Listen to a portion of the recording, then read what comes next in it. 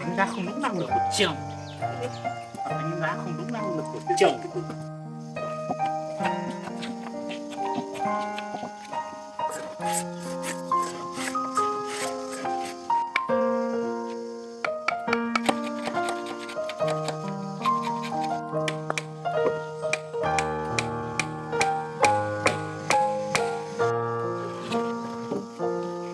Ok chưa? Nhắc kỹ kỹ. Đâu làm nhà không có đâu cử đâu, đúng không?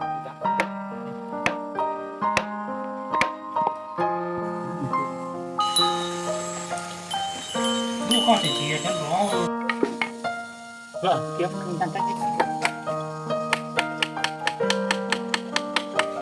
Ủa đi rồi. Phải.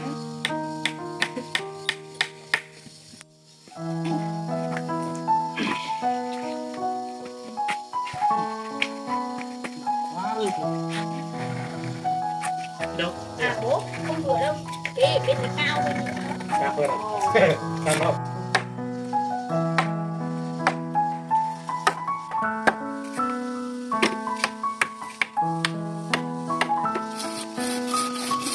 Wow.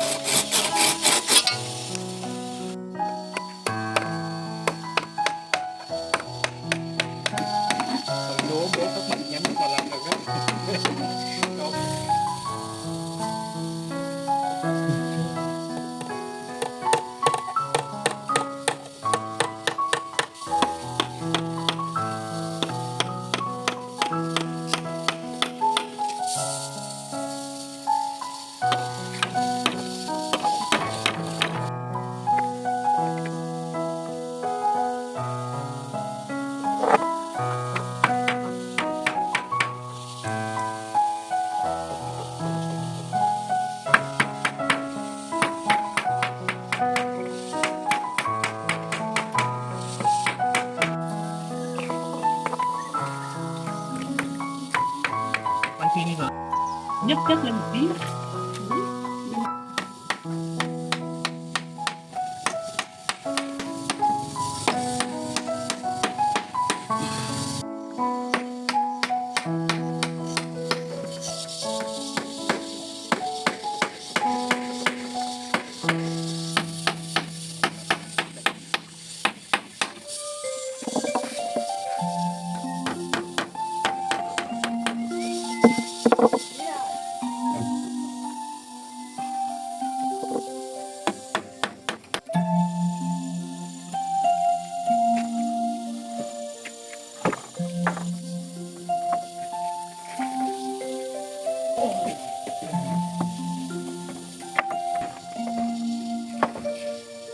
Vẫn cứ còn tồn tại.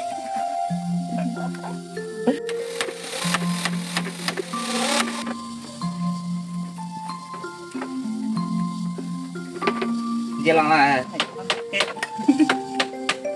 Đóng cho Thế mà cũng phải chi là tiền đấy. Chị bảo là chị hết tiền là chị không có tiền đâu.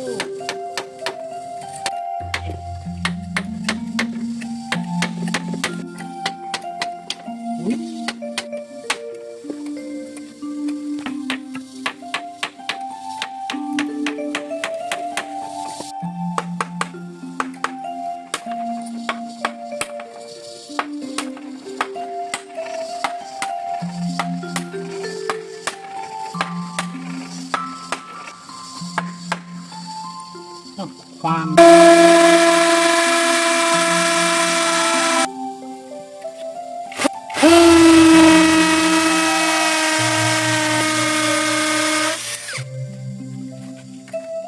Em sao bác máy hả? Bác máy làm sao? Tao làm thế là đúng.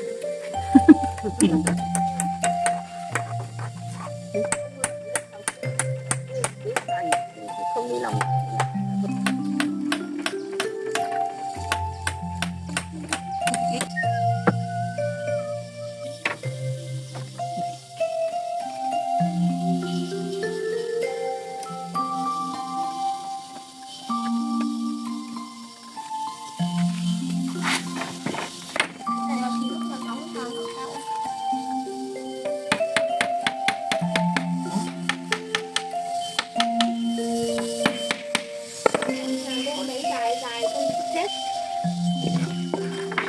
đấy nữa có em cứ đặt lên trên đấy hết đi.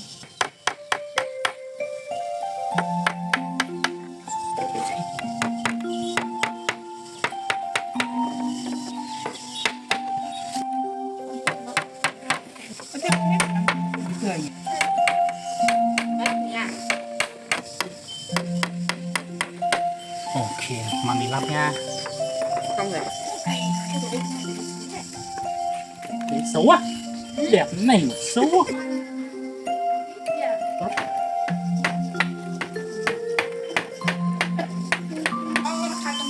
Nó không để cho nó tự chạy.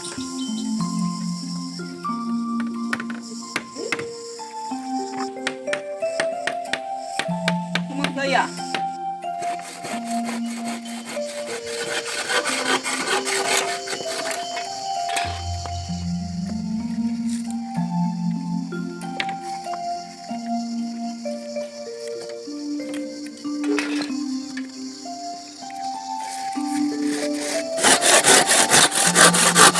Ăn gì chưa? Ăn phở á? Đừng có nói chuyện.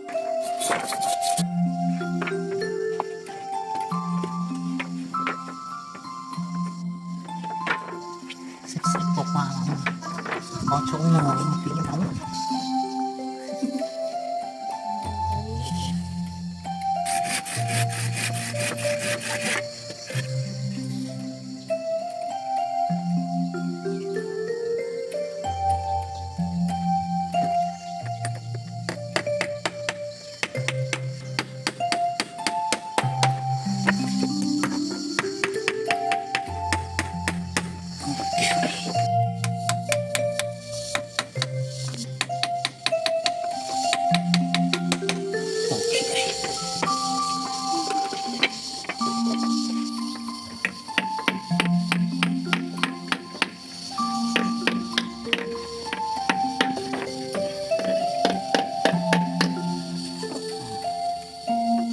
Không cần nóng nữa, đặt luôn xuống.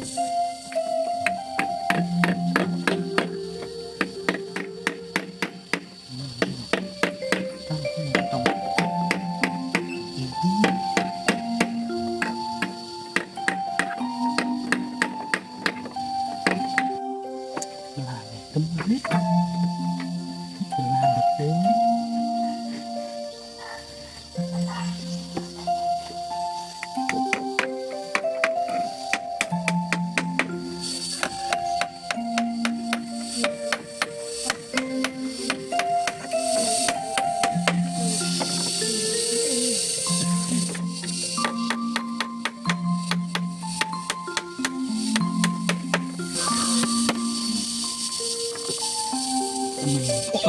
Mình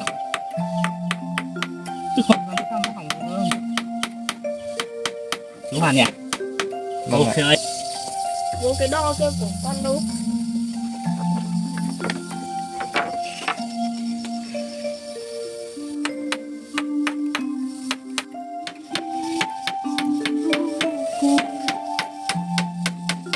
ok.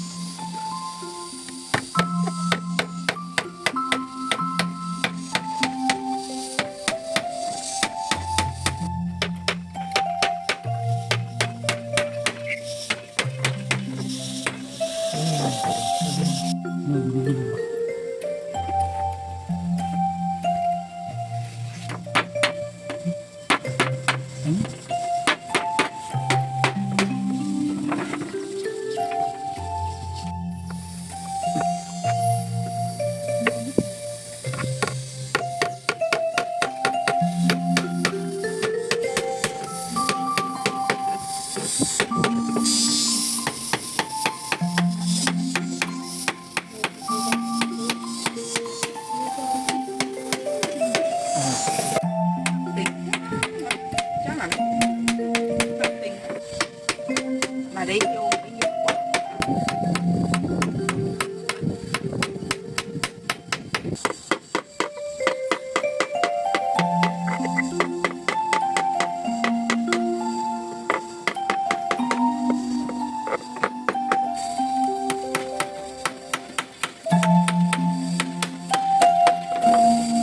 ai đây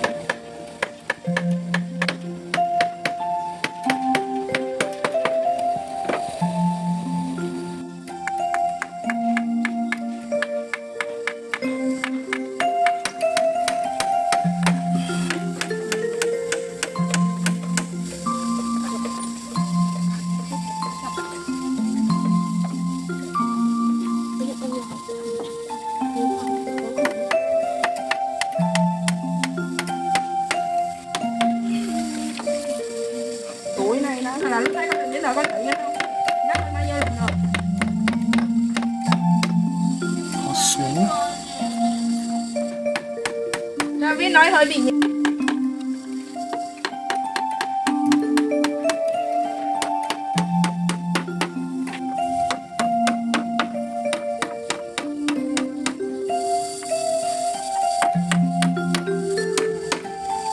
mát rồi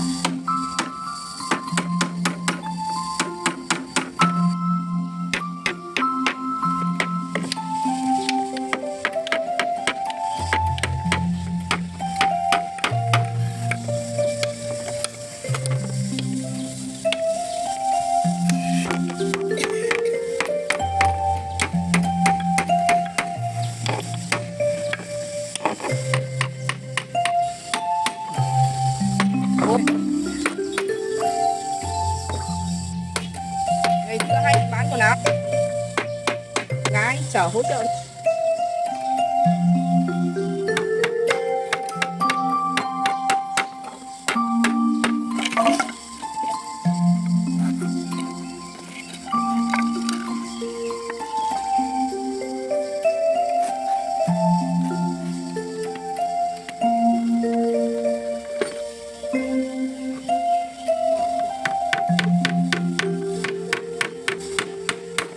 ui giời thật cái này là khác ngay rồi không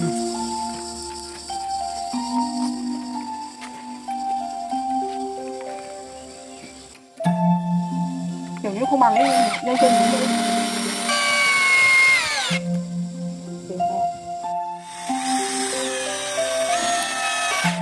mạnh thế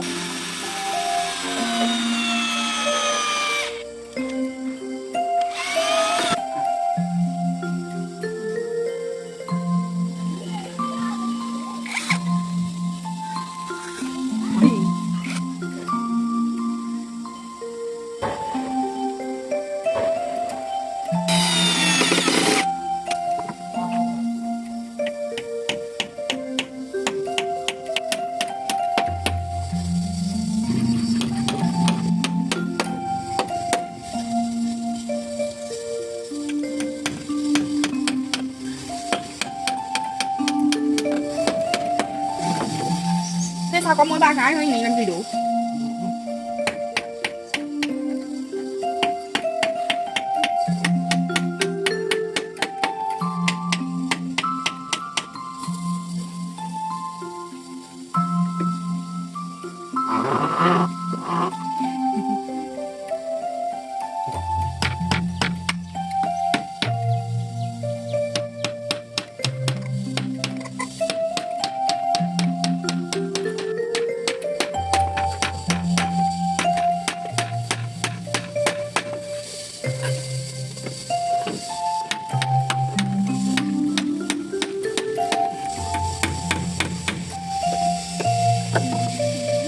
sao cái này rất to nhỉ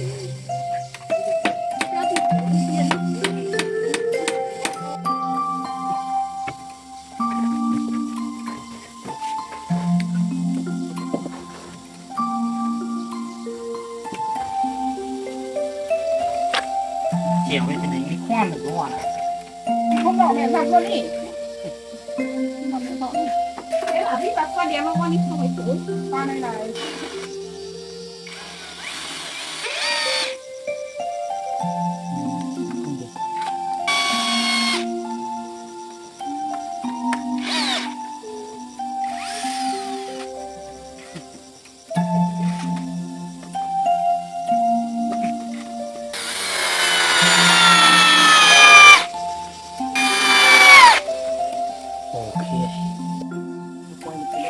Kéo lên anh. Em đi mấy.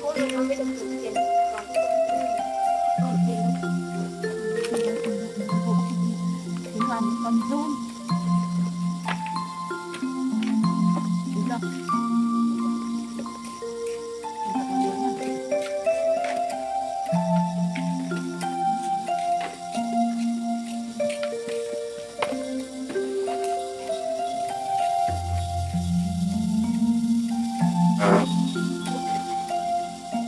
Không thắp với anh nhỉ?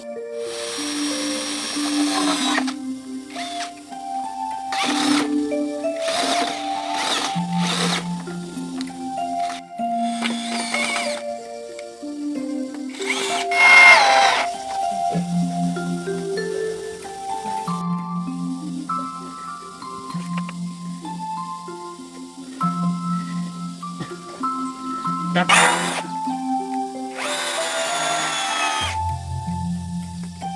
Thẳng đấy. Không thẳng cũng được.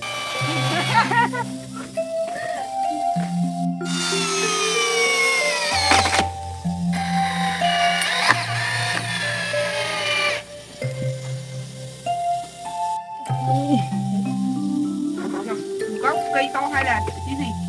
Hay là gốc bé này thôi?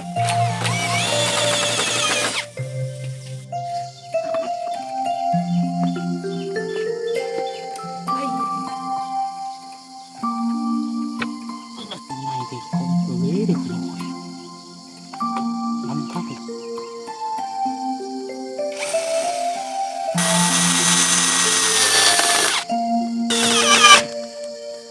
xong. Ok.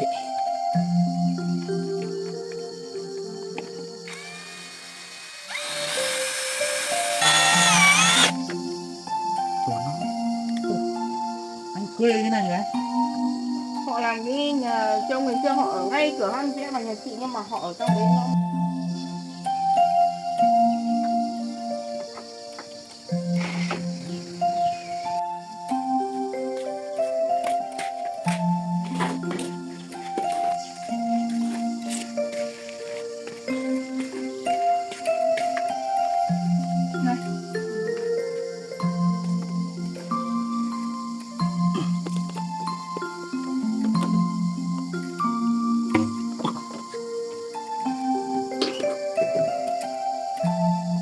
cái này chắc không thấy quận đây đâu.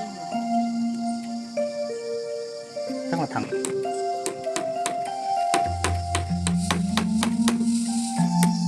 Anh đã bảo chú rồi, anh em là người vĩ đại, con của vĩ đại gặp nhau mà.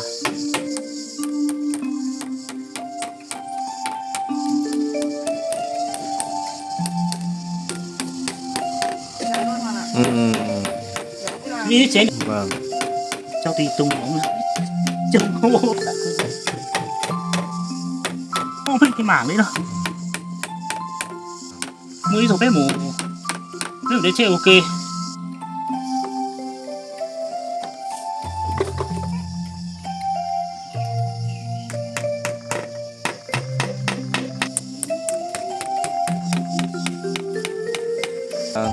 cái này nó dễ mục lắm. Xong là anh chỉ có mỗi chứ. Em nghĩ là tôi nấu cơm. Nghe chú hạnh phúc hơn anh đấy. Thì không Chị quay phải chị đưa lên xong rồi ông thấy thế là đi thành ra là lúc đầu thằng này chị cứ đi trong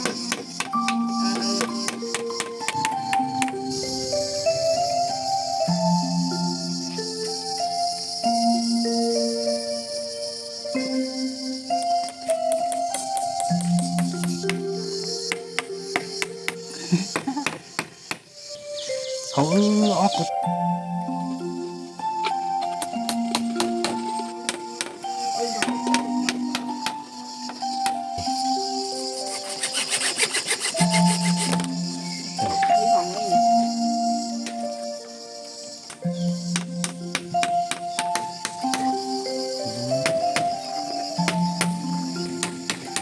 luôn các kiểu thế thì nhưng mà thế ai bảo làm gì cho con làm sao bà chả nói gì.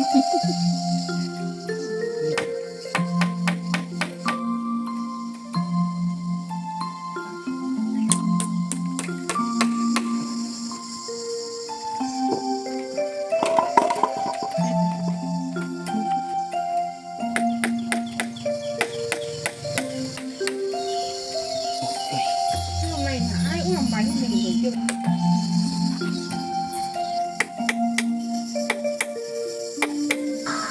Hôm nay mất điện à? phải không cẩn thận luôn Lấy củ khoai hoặc là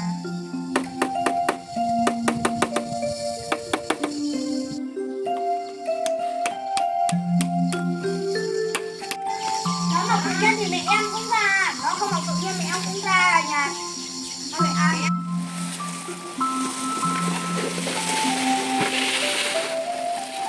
Ô lắm, nó một quả to như cái quả 3 cân rồi.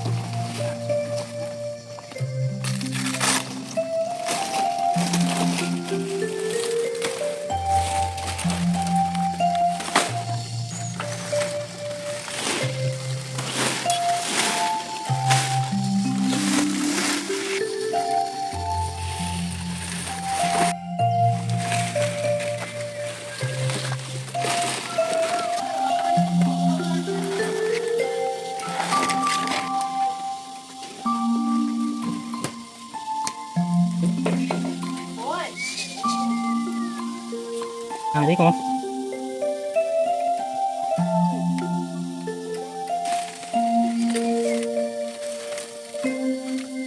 chỗ nào mà mình cẩn thận thì không ngã được, chỗ nào chủ quan lại dễ.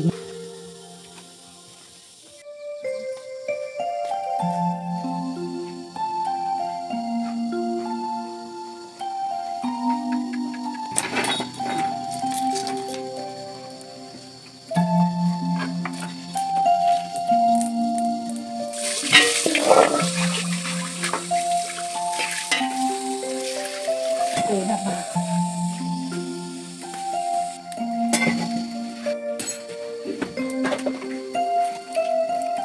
Một củ cỏ bé ở trong đây.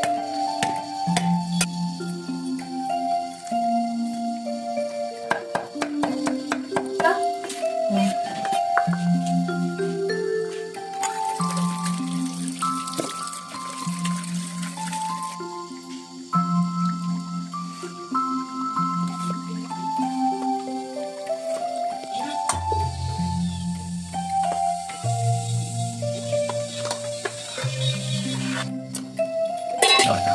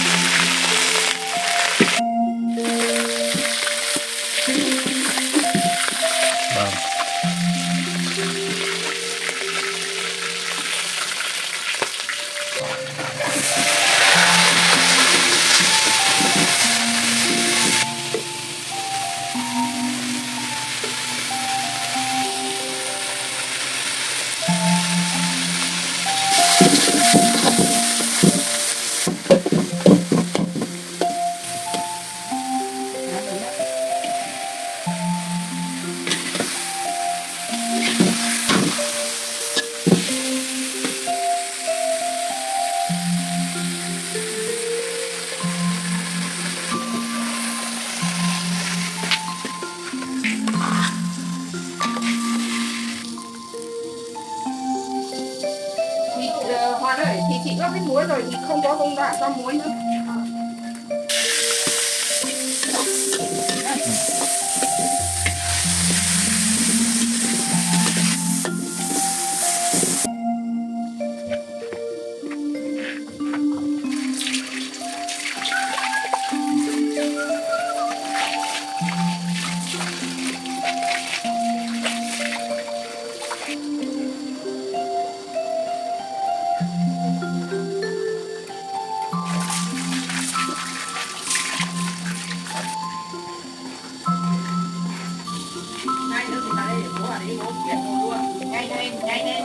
Xong cái này nó tẹo hết chân thì bà con nhận rồi Úp đều đều đầy đầy vào thì chẳng mất hết.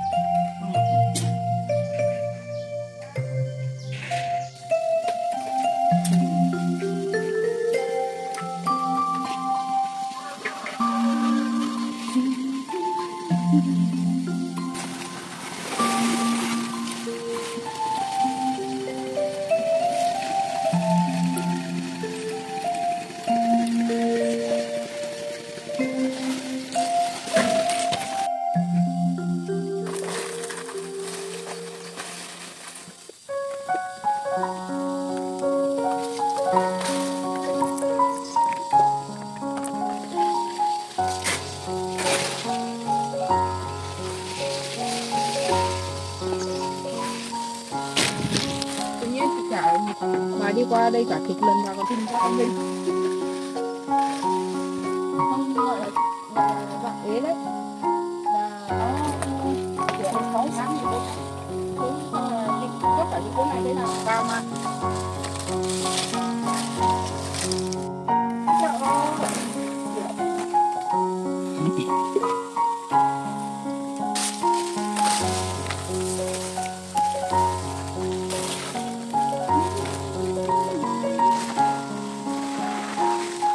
Nhịp quá.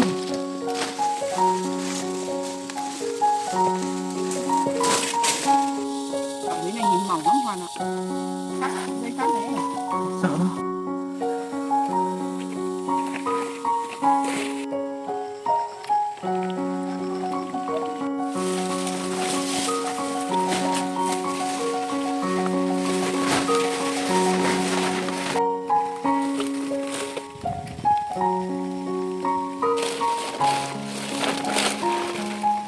Cô nhỉ?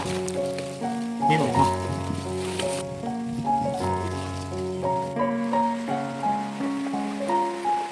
Xấu quá. Hả? Cái chữ mới xấu quá. Chữ gì?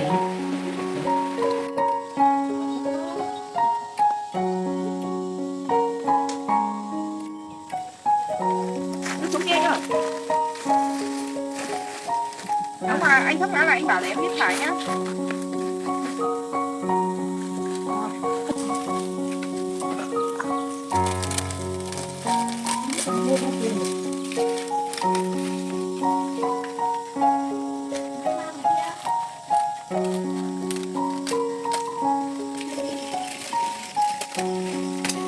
Lấy cho tí